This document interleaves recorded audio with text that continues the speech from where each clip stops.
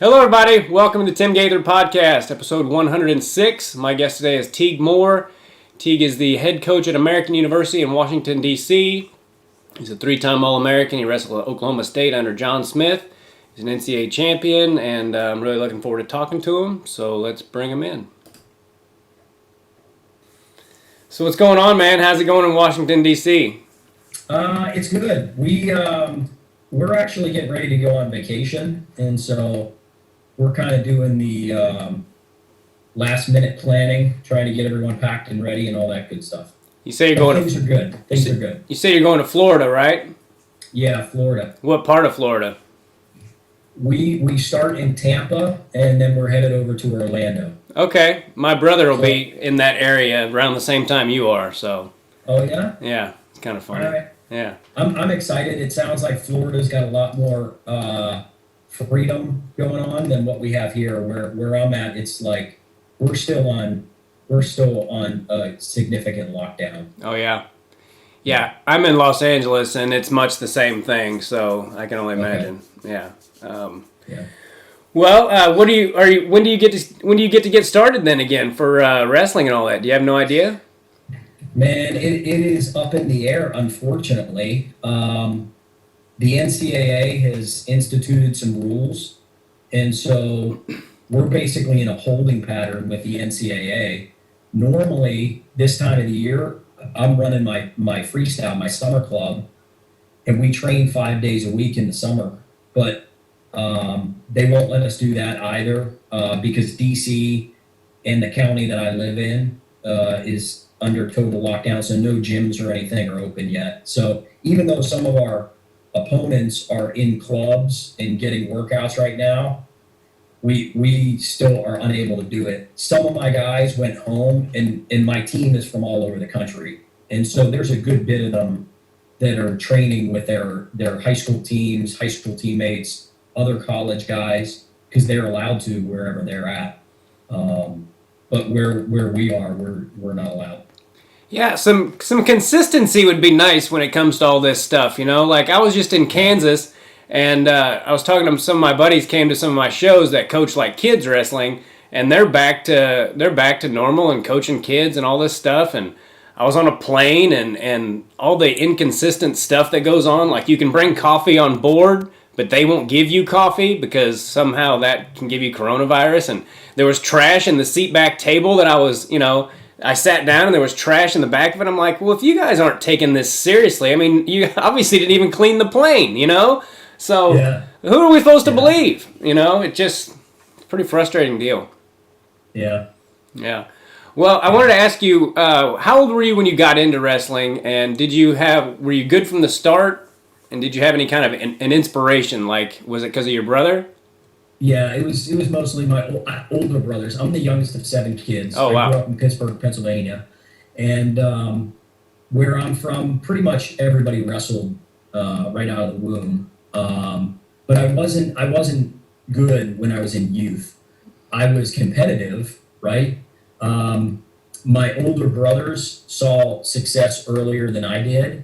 And the brother just above me, my brother Ty, was a 4-time Pennsylvania state champion, only lost once in high school. So he was kind of at the peak of where people in Pennsylvania aspire to be when they were in high school.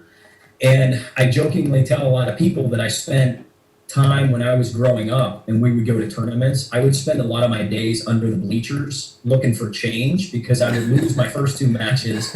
My brother would be preparing for his finals match or wrestling to get to the finals. And so I had tons of time to kill when I was at those youth tournaments because I would usually lose early and then I would find something to do the rest of the day, right? And then it was in high school. For me, it was my sophomore year of high school. We got an assistant coach at our high school at North Allegheny. His name's Herb Monroe. He's now a doctor down in Virginia. He's like a superintendent of schools in Virginia. But he came in as an assistant coach, and he had wrestled at Lockhaven. And so he was a 118-pounder, and this dude used to just smash me. Yeah. I mean, he would pummel me. And so I went from not qualifying to the state championships as a freshman to being a state runner-up my sophomore year And then I went out to Fargo and won Fargo right after that. So he was really the pivotal point in my career that really like catapulted me to a different level. Because I imagine after you started wrestling high school kids again, it was like, well, this is nothing compared to that dude.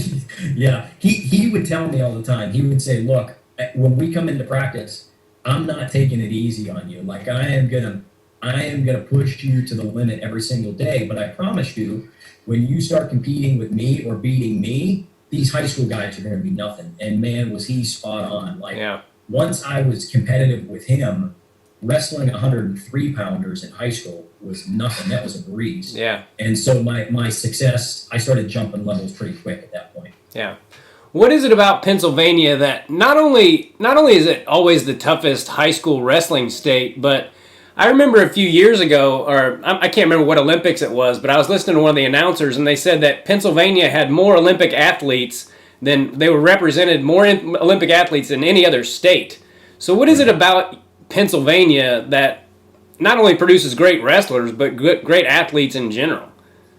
So I've had this debate with people quite a bit because per capita in wrestling, Oklahoma has more Olympians per capita, right? But Okay. Pennsylvania has produced extremely well. I think it really comes back to this. When, especially in the era that I grew up, late 70s, early 80s in Pittsburgh, right? All the steel mills had died. So you had these towns that were just full of unemployed, angry people, right? So what do? You put them on the football team, you put them on the wrestling team, they play baseball, they pretty much every sport, there's something for kids to do. And so these growing up, it was a really tough environment. Like you didn't just go to a wrestling tournament and go roll around for a few matches. Kids came out and they wanted to harm you, right? They wanted to take your head off.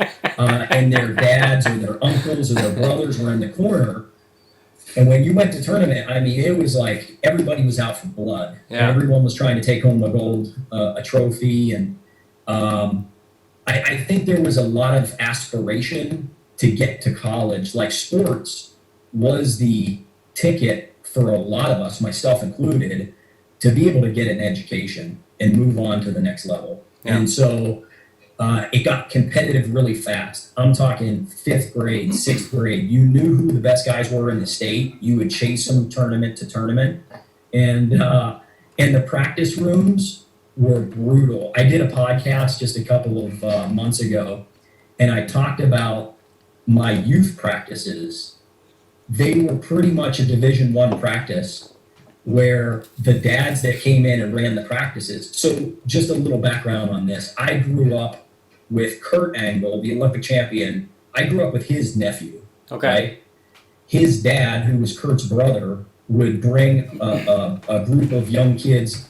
We would meet at different high schools, and he would run us through the ringer for 2 hours, right? And that type of energy in every practice where if guys were running bar arms, you're like literally tearing your buddy's on bottom that you're running a bar arm on, but you're trying to tear his shoulder out. Yeah.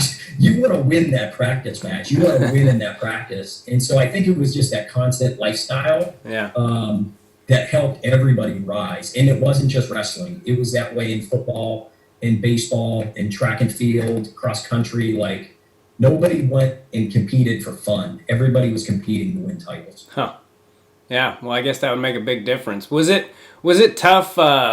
You touched on your brother being a Pennsylvania legend, one of the first 4-time state champs in Pennsylvania history, and it's tough to win 4 titles anywhere, but especially in Pennsylvania. Was it difficult being? How much older was he than you? First of all. So he was 5 years older than I was. So for me, he was just old enough, or he was enough older than I was that I was never going to catch him. Yeah. Throughout that kind of early stage in our life. And for me, he was the guy that I was always wanting to emulate because he was winning everything at that time, right? All of my friends that wrestled, like, they all kind of looked up to my brother and we all wanted to do what he was doing. At that time, when you were excelling in high school sports, you got all the newspaper coverage, even TV coverage in Pittsburgh. They would cover. We had high school wrestling matches. There was a match that my brother was in. So our high school team at that time was #1 in the country. St. Edwards in Ohio was #2. And in my brother's junior year, we went to St. Ed's. They sold the gymnasium out. So there was probably about 1,500 in their gymnasium, jam-packed. We beat them in Ohio. The following year, they came to North Allegheny. We sold out the gymnasium that sat 2,000. Then they televised it, or they direct lined it into the auditorium, and they sold another 1,000 seats in the auditorium. Wow. Right.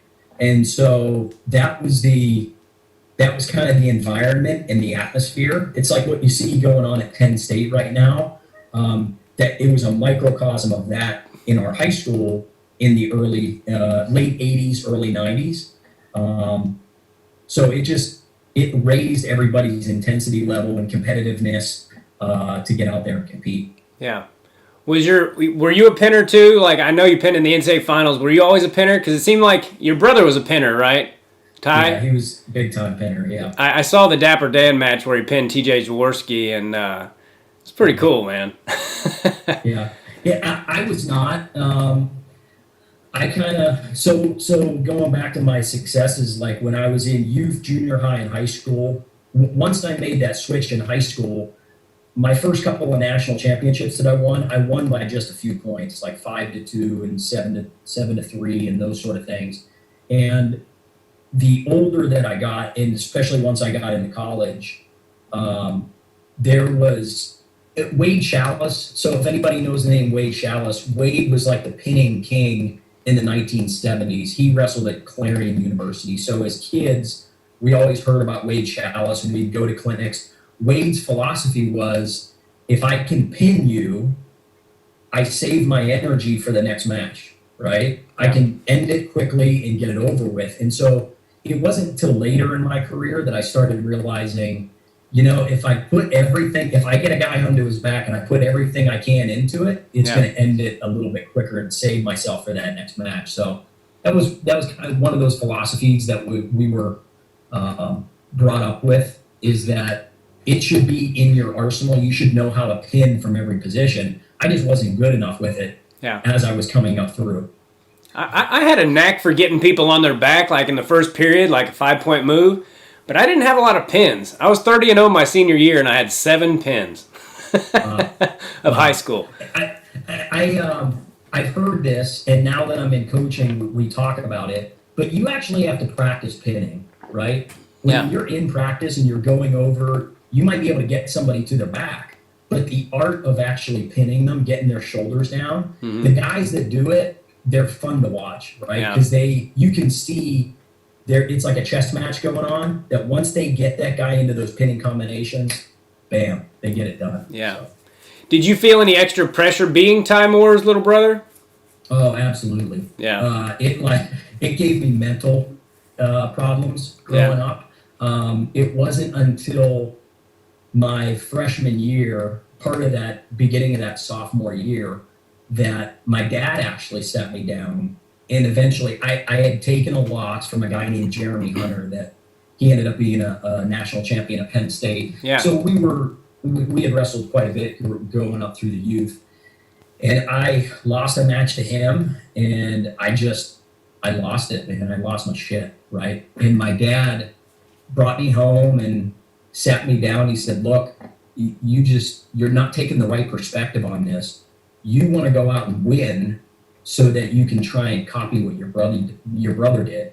And you got to stop doing that. You got to figure out why you're going out to wrestle, right? I think it's for me, it was a life lesson, and it's something I try and pass on to the guys on my team.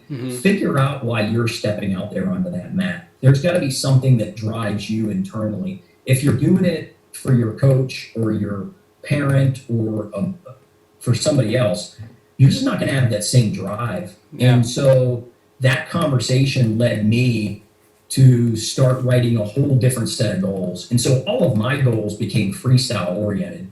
And so then my success hit at Fargo, the junior nationals in freestyle. Ultimately, it led Coach Smith at Oklahoma State to recruit me because I had won 2 Fargo championships. I still hadn't won a Pennsylvania State championship Wow. yet, right? Yeah. And so Coach recruited me to Oklahoma State, and I think he felt like he could take my folk style and sharpen it and make it better, which ultimately he did, right? And so some people, they kind of chuckle when they look at my accolades because I had won Fargo, which was an extremely hard tournament to win in the mid 90s. I had won that 3 times, but I only won 1 Pennsylvania State title. Yeah. So kind of goes opposite of what most people do. Well, and it also goes to show how freaking tough it is to win a Pennsylvania State title.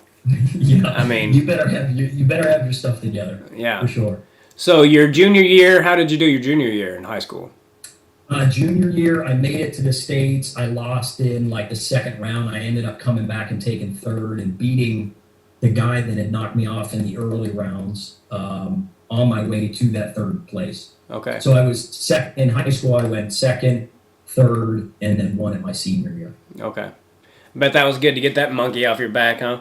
Oh man, it was like leaving for Oklahoma State and knowing that, okay, I finally accomplished, that was the big goal, winning the Pennsylvania State title. Winning the national championships were great also, but there was just something about winning that Pennsylvania State title. And a name I mentioned earlier, Mark Angle. Mark was the same way. He was actually a 4-time junior national finalist, 3-time champion. So he and I were always training together, but there was just something about that Pennsylvania State title. He and I we couldn't get it done, and then we finally did it in our senior season. Yeah, that's awesome. What made you choose Oklahoma State? Were there any other contenders, or was it always going to be Oklahoma State for you? No, it was. So I was looking at Penn State, Cornell, and Oklahoma State. Those were pretty much the only 3. So at that time, Coach Smith had just come out of his freestyle success. Rob Cole was just taking over at Cornell. And Penn State was Penn State. Like every kid in Pennsylvania at some point puts Penn State on their list. For me, a weird twist of relationships. My brother Ty had gone off and wrestled at North Carolina. And at that time, the assistant coach was Kendall Cross. And so Kendall, who was an Oklahoma State guy, he saw me winning the junior nationals. And he sat down with me at one point and said, hey, what schools are you going to start looking at for colleges? So I ran through my list, and he said, well, you mentioned Oklahoma State. I'm an alumni. I really think you should take a hard look there. And here's the things that will work well for you with your wrestling style. Here's why I think Oklahoma State would be good. And so ultimately, his conversation definitely helped start to steer my path towards Oklahoma State. I took a visit out there. I had a blast on my visit. It was Pat Smith, who most people know. Like, Pat was just coming off of his 4 NCAA titles. Eric Guerrero and I took our recruiting trip out there. It was Eric Guerrero, Mark Angle, and I are out there on our recruiting visit. And Pat Smith took us noodling. Pat Smith and Mark Smith took us noodling. And if anybody doesn't know what noodling is, you're from Missouri, you know what it is. Yeah. So they took us out to this pond super late at night, and we had a few drinks. And so they're teaching us, you go underwater and you feel along the wall until you can find a hole big enough, and then you're going to stick your hand in the mouth of a catfish, and then you're going to try and pull this thing out and bring it up. And I can remember thinking, am I going to die? Like, am I going to get down there and this thing's going to be bigger than I am and I can't get out, right? So of course I do it, and we had a blast that night. We didn't pull any fish out, but the night ended by us walking back to the pickup truck that we had gone in, and the pickup truck had already taken off. Mark Smith had already jumped in and left. So we literally were out in the woods. It's probably 3:30 in the morning. We have no idea where we're at. We have no idea how to get home or anything like that. They eventually came back and picked us up. It was like a practical joke on us, right? The recruits. But I came home from that trip. I felt like that's where I wanted to be the next 4 or 5 years of my life, and ultimately made my decision and went. Cool. Do you still talk to Mark Smith? I have communicated with him over Facebook, but I really have lost contact with him over the years. Yeah, we're I had a very good relationship when I was with him yeah. there at Oklahoma State. We're Facebook friends, and he seems like a cool dude. And he was going to do my podcast a long time ago, and then I can't remember what happened, but we never got around to it. And I'm like, man, I got to get that guy on my podcast. I got to get a Smith on my podcast. Yeah, Mark was a lot of fun when we were in college. Yeah, you guys were seniors together, weren't you? Or yeah, we were seniors together. He went to Oklahoma State a year before myself and Eric Guerrero. So he came in the class of '94. Eric and I came in the class of '95, but then Mark had redshirted.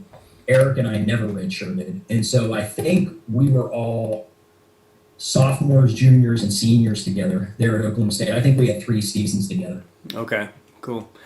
Yeah, I really John Smith is one of my favorite people to watch wrestle. What is he? What's that guy like?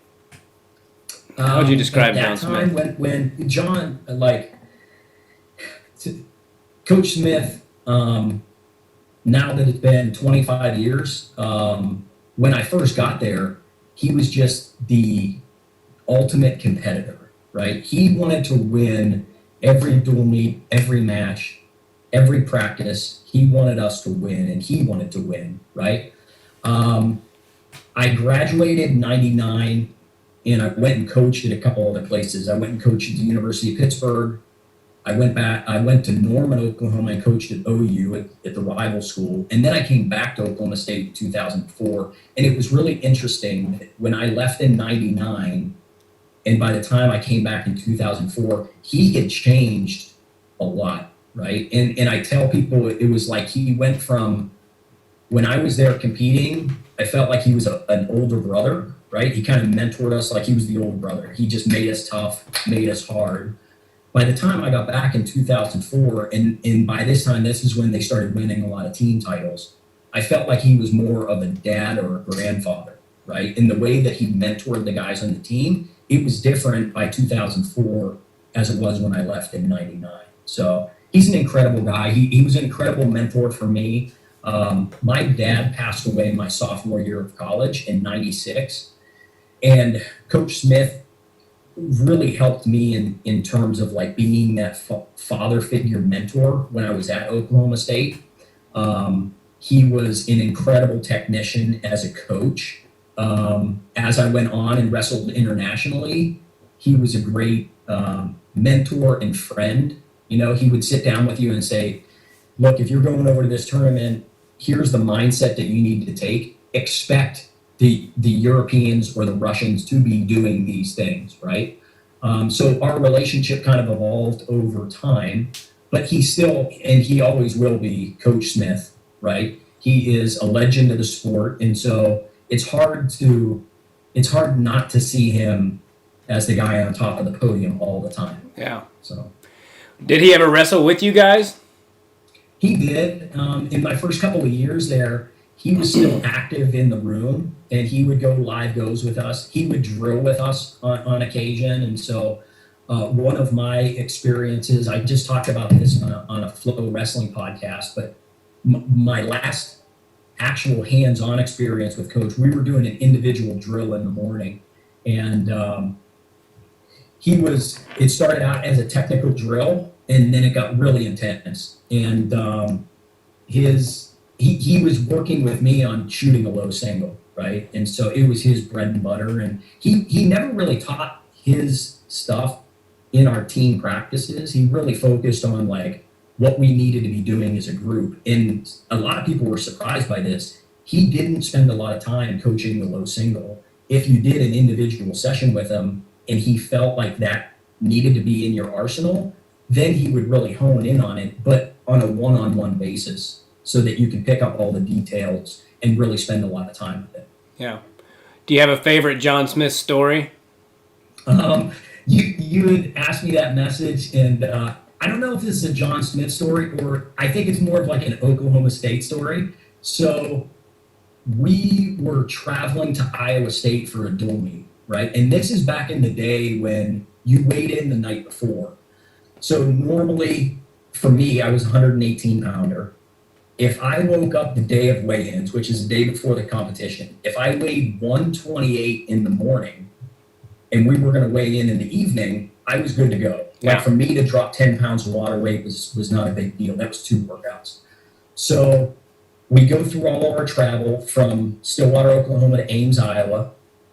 We show up at Ames and we go over to their practice room, and some of their guys are coming out, specifically Chris Bono. And Chris disagrees with me on this, but Chris had come out of the workout. He was their 150 pounder at the time, and maybe he was 42, but regardless, he came out of the workout. He saw that Oklahoma State was there and we were going to be going in for a weight cut. So they send us down to a locker room to get changed and get ready for the workout. By the time that we come back up to their wrestling room, now all their guys are gone, their wrestling room is blowing cold air. So it's like maybe 65 degrees in their wrestling room, and the air conditioning is blowing hard in there, right? They locked their office door that had a radio in it, and they left the radio on a static radio station. So it was loud and just static noise in the wrestling room. Wow. So we went in there, and within 3 or 4 minutes, like myself and Guerrero, Hardale Moore, we're looking around, we're like, this isn't going to work. Like, we're not going to sweat anything in here. It's an ice box. And you got this noise that was like almost brain jarring. And so coach went from, hey, let's go get a workout, make sure you got your stuff, bring your plastics, bring your sweats. He realizes what had happened, and he got pissed, like, boom, in a heartbeat. So we're all trying to figure out, what are we going to do? Are we going to go into another part of their facility and see if we can just jump rope, or go turn the showers on and maybe get hot showers and just sweat it out? What ended up happening was our heavyweight, a guy named Ben Lee at the time, I realized that the wiring to the speakers was accessible. So Ben put me on his shoulders. I had to literally stand on his shoulders because the speakers were probably like 11, 12 feet up in the air. So I'm up there, I rip the speaker wire out of the speaker. We go to the next speaker. There was like 3 or 4 in their room. I ripped all the speaker wires out, right? We got their thermostat.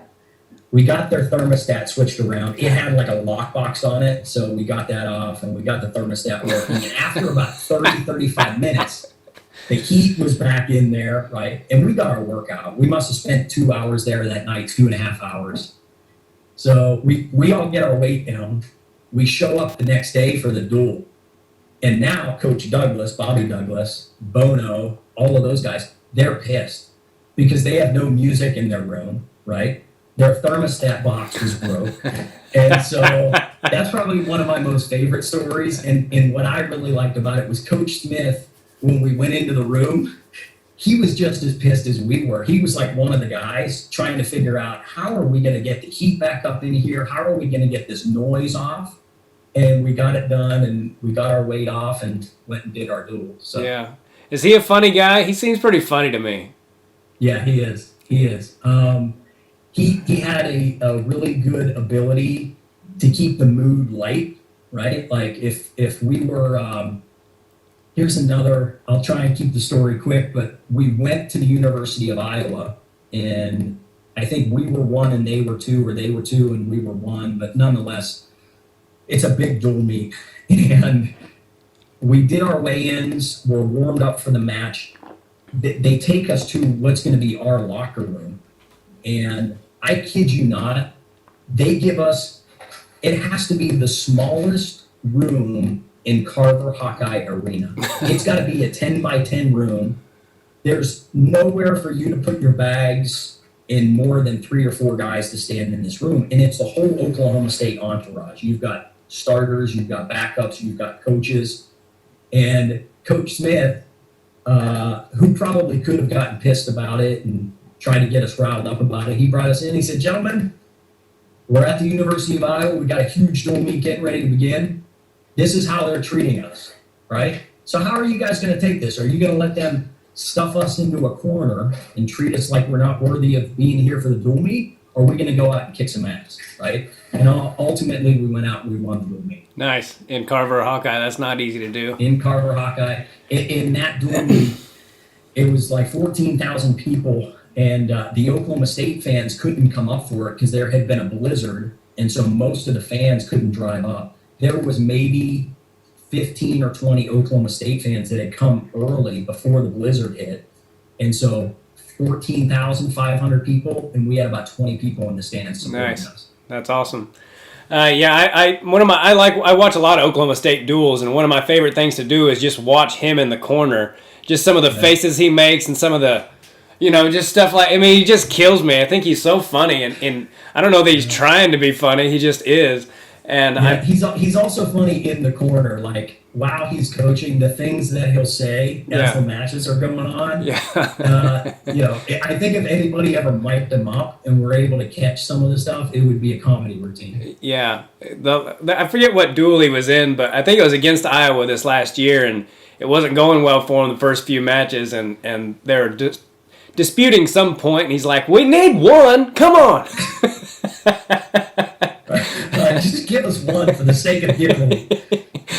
Yeah, I met him a few years ago at NCAAs, and he always wears kind of baggy clothes, so you can't really tell. But when I shook his hand and I put my hand on him, the dude is still just a rock. I wonder how well he could still wrestle, if he chose to. Yeah, and now it's 2020, but in 2004, that was the year that Jamil Kelly made the team and ended up winning a silver medal, and Guerrero made the team, Cormier made the team. I was still training at Oklahoma State. Muhammad Lawal was training at Oklahoma State.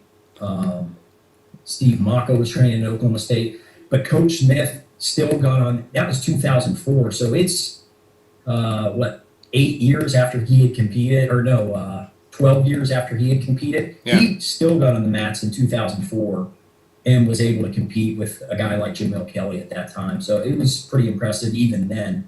Now in 2020, I don't know. I would want to know if he's going to step on the mat. I would want to know who he's wrestling, because my bet might still go on him. Yeah, it still might go on Coach Smith. Yeah, I heard a story. I can't remember who was telling the story. I think it may have been. I can't remember who was telling the story, but he was talking about how Pat Smith was wrestling Mark and kind of working him over or whatever, and then John just starts and he's way smaller than Pat, just starts rolling out his ankles and slowly warming up, and then he put it on Pat, and I can't remember who's telling that story, but it was a great story. I was just like, man, that guy is so freaking good at wrestling. It was a family affair, that's for sure. Yeah, it was a family affair. Tell me about your college career at Oklahoma State. I know you're an NCAA champion in '98, and you got you got third your senior year and fourth as a sophomore. Yeah. Is that right? I took fourth as a sophomore. Yeah. So my college career, my freshman year, I came in and started right away. I didn't have a very successful freshman year. I qualified for the nationals. I think I went 29-15. I had a slew of losses my freshman year, and I had to do some serious maturing between that freshman year and that sophomore year.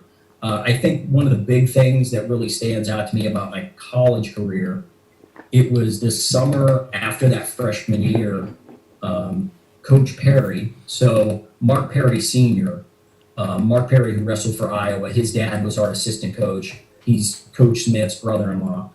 He took Eric Guerrero and I think Mark Smith was on the trip, maybe one other guy. We were a part of the USA wrestling team, and we went and spent 2 weeks in South Korea. And so in that summer training, they basically, we trained twice a day for 2 weeks straight with some of the highest level South Korean freestyle guys that they had. And so I would say that was really a pivotal point in my college career. My sophomore year, I came back. I lost early in the season at the St. Louis Open. And that was the same weekend that my dad ended up going into the hospital and passing away. After that loss, that weekend, I didn't lose again until the NCAA championships. I lost in the semifinals to a guy named Jesse Whitmer from Iowa. who I had beaten earlier in the season. And so I ended up fourth at the NCAAs my sophomore year. My junior year, I went through some ups and downs. I think I lost twice or three times in my junior year, but I ended up winning the nationals. And one of the guys I had lost to was the guy I beat in the finals, David Morgan from Michigan State. My senior year, is when the weight classes officially became 125 pounds. Okay. So I was a 118 pounder. My senior year, they were officially 125, 2-hour weigh-ins and all that sort of thing. My senior year, looking back on it, I think I was struggling just making weight in the 2-hour weigh-ins at 125 pounds flat. That I just didn't have the energy that I needed. I wasn't doing it right. That's the first thing I'll say. And I say to my athletes all the time, in terms of managing weight, I wasn't managing, I was cutting weight and cutting weight the wrong way. And in that senior year, I ended up losing to Stephen Abbas in the semifinals. The official scorebook says 3-3. So we went through regulation, and the score was tied 3-3. Then we went into the overtime, which no score happened. And then they flipped a coin. I chose bottom, and he dropped to my ankle twice, and they stalemated it twice. And then the third time he got hit for stalling as like the last few seconds were ticking out. And so I lost 3-3 in the semis. And then I came back and took third there my senior year. So that was, in a short synopsis, that was kind of my college career. Yeah, well, it's a really good one. And I just watched your, before I did the podcast, I'd seen your NCAA finals match before. And I remember how, I just remembered your celebration more than anything. I remember how fired up it made me. And I watched the whole match again half an hour ago. And first of all, what a great match. You hit that 5-point inside trip right off the bat, which, by the way, I wish I would have known an inside trip when I was wrestling. It was just one of those moves that I think I would have been good at. And every time I see someone hit it, I'm like, damn it, I wish I would have known that move.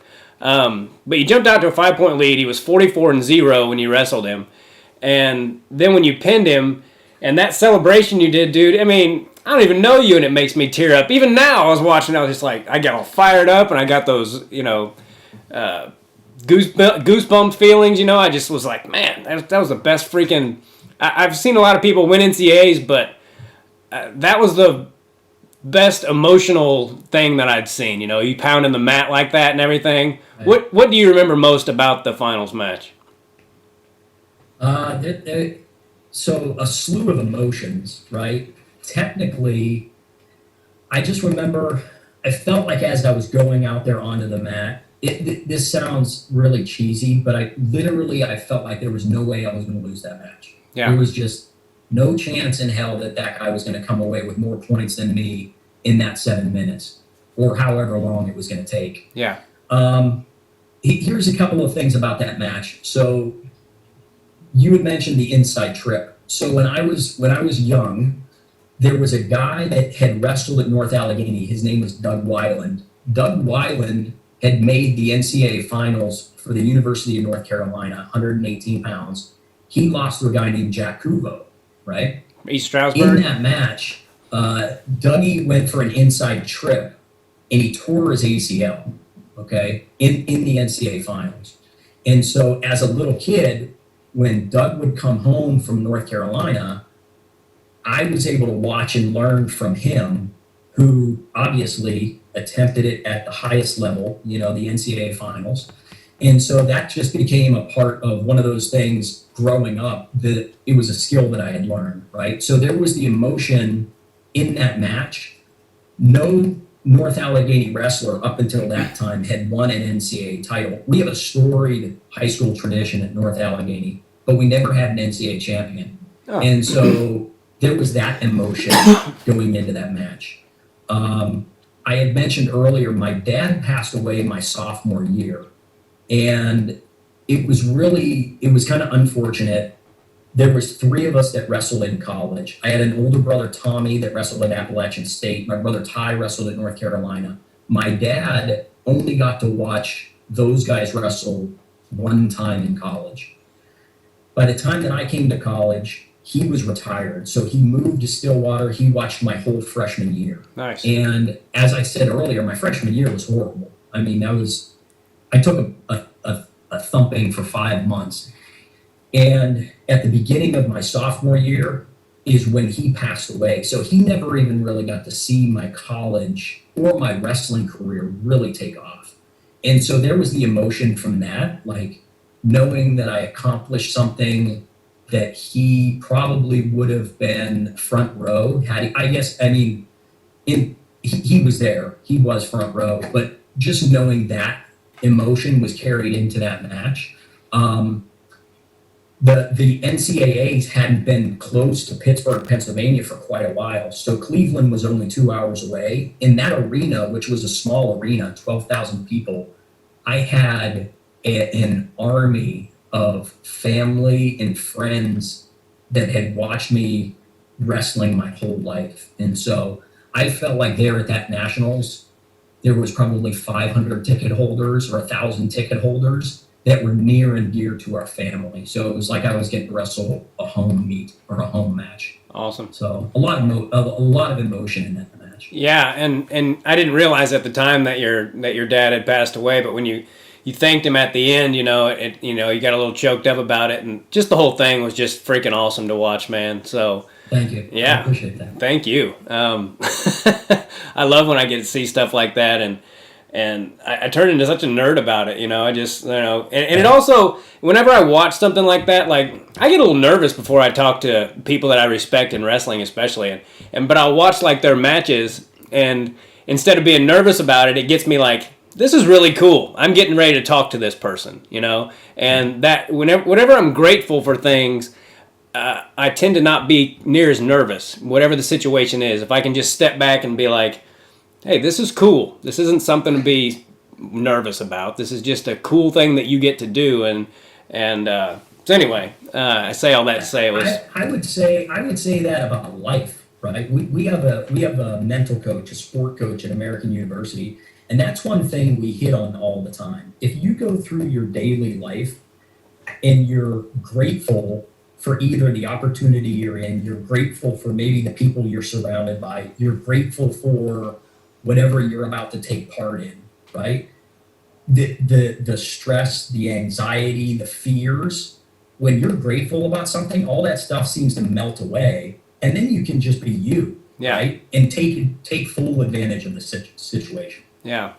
Not too long ago, I walked into the Laugh Factory, and Dave Chappelle was on stage, and at first I was kind of nervous, and then I thought, dude, there's nothing to be nervous about. You're on the same show as Dave Chappelle. That's awesome. Just be happy about it, And when I can do that, I'm a lot better. And when I get in my head, I'm not quite as good. But I would assume for you, getting up on that stage has to be similar to a wrestling match, right? Like you're worried about, am I going to nail this the punchline to a joke, or do I have all my material organized and ready to go? It's kind of like walking out to a wrestling match. Am I going to be able to finish this takedown or this technique? So it's good. You got some practice. The feeling I get is the exact same before I go on stage, and I've been doing it over 20 years. It's still the same feeling as before wrestling matches, and my friend Greg Warren was like, you just got to let your talent take over, and that's usually what I do. But the feeling of like, when they say your name, it's almost like when you put on your leg band, it's like, well, there's no time to be nervous now, it's on, and it just goes away. And sometimes I can be so nervous, like I don't even feel like I'm going to be able to talk. And as soon as I say my name, I'll do this thing under my breath. I'll say it out loud, but it's under my breath. I'll go, that's right, you bitches. Everybody in their place. Yeah, and it's something about saying that, it's almost like that Over the Top movie where he puts his hat on backwards. You're like, all right, it's on now, How long did you wrestle after college?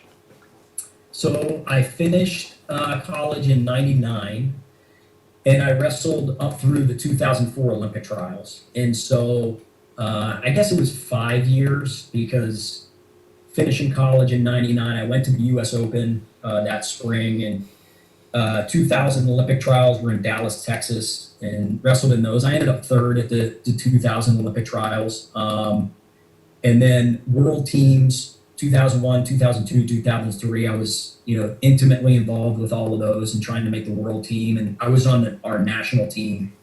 And then in 2004, I came to that crossroads that I think everyone gets to at some point. And I said, okay, Lord, like I'm Catholic and I put all my faith in God. And I just said, Lord, if this is meant to be, then I want to enjoy this and I want to take the ride and see where it goes. But when it's done, if it doesn't work out, I'm ready to change gears.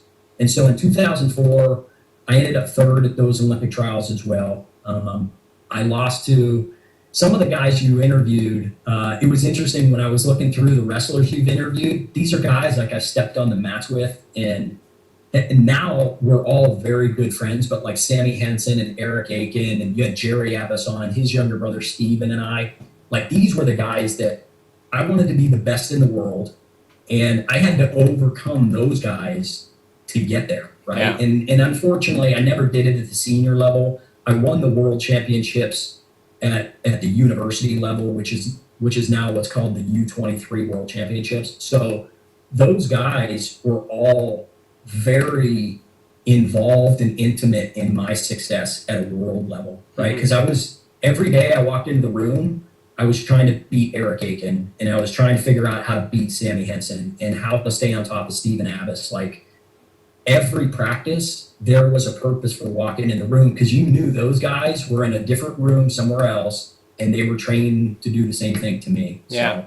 What was your international weight class?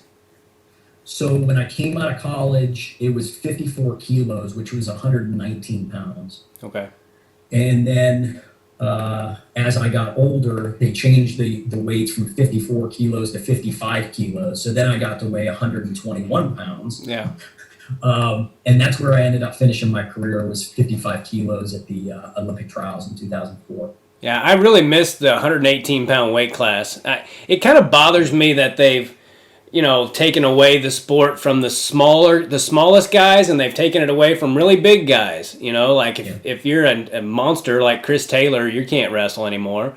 And if you're a little guy like Bobby Weaver, you can't wrestle anymore either. And I used to love watching those guys, 105 and 114 and all that. And there's a really interesting take on that. So if you look at the pedigree of coaches that are either at the college level or at the world level, not just from the United States, but other countries, there is a very interesting track or trend that a lot of those wrestlers are like 150, 160 pounds and below, right?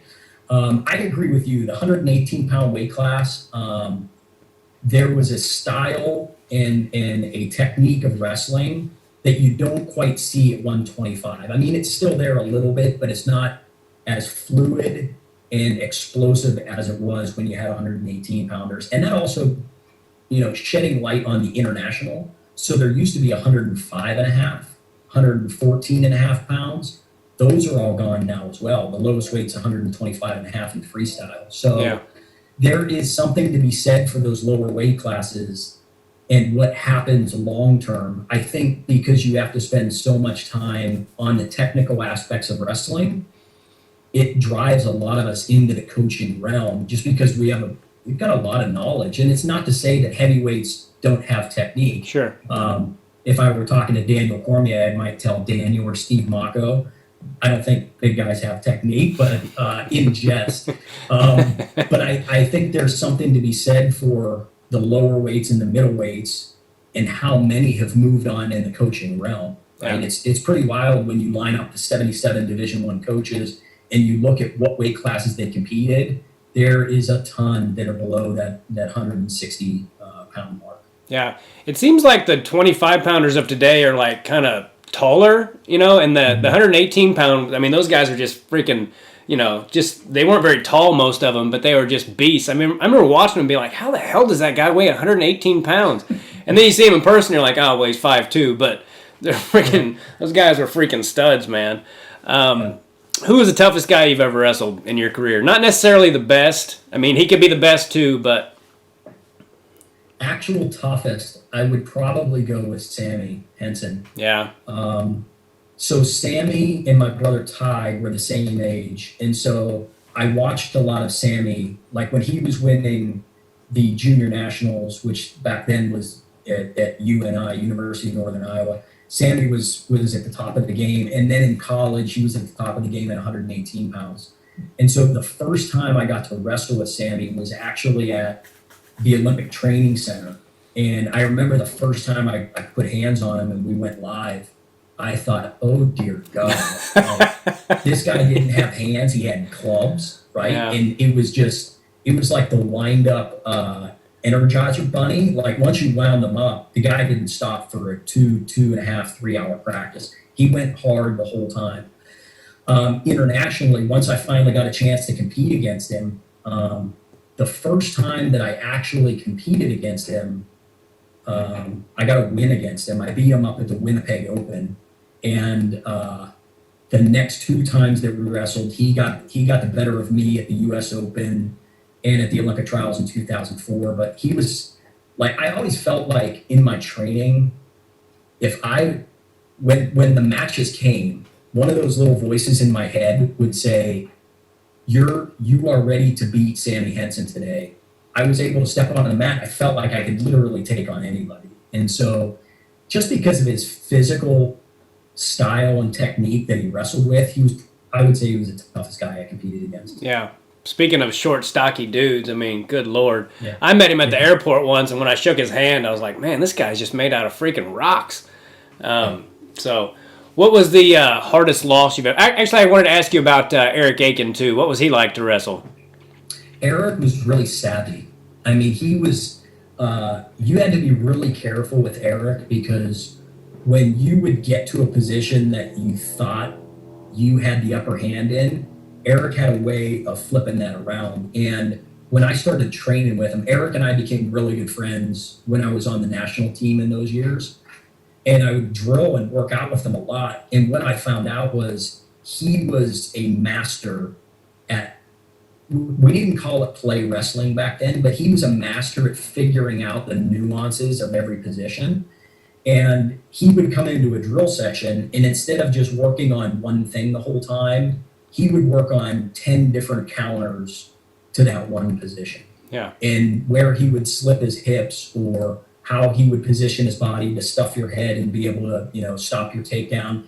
He was just really good with it. And so Eric was one of those guys, when I competed against him, I knew I had to be on my game all the way through the match, because if you didn't and you just got in deep on an attack, he would flip that around on you so quickly. Huh. And so you had to be aware of his savvy style when he competed. Yeah, the thing I always admired about Eric was, he was on my kids' team and he was about 5 years older than me, but even if he was losing a match, he would just keep trying. If he was working on a move, he would just keep trying it over and over and over, and he'd keep getting taken down with it, but he didn't care. He'd just keep at it, and a lot of times, he would lose sometimes, but it didn't matter to him. He just wanted to get better. And I remember seeing him get beat pretty good a couple times, and he would turn those losses around within like a couple of months. So I was just curious because he's who I looked up to growing up, so it's always cool to talk to people who actually knew him. Do us both a favor and click on that subscribe button.